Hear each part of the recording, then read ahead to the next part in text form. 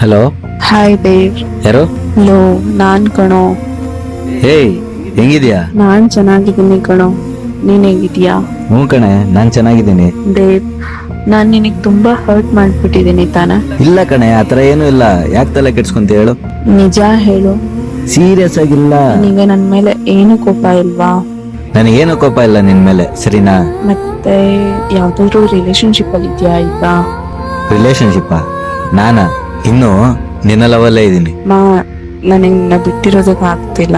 ಮತ್ತೆ ನಿನ್ ಲೈಫಿಗೆ ನಾನು ಬಂದ್ರೆ ಆಕ್ಸೆಪ್ಟ್ ಮಾಡ್ತೀಯಾ? ಏನು? ನಿಜನಾ? ಕಣೋ ಲೂಸು, ನೀನ್ ಇಲ್ದೆ ನಾನು ಬದುಕಿರೋದಕ್ಕೆ ಆಗಲ್ಲ.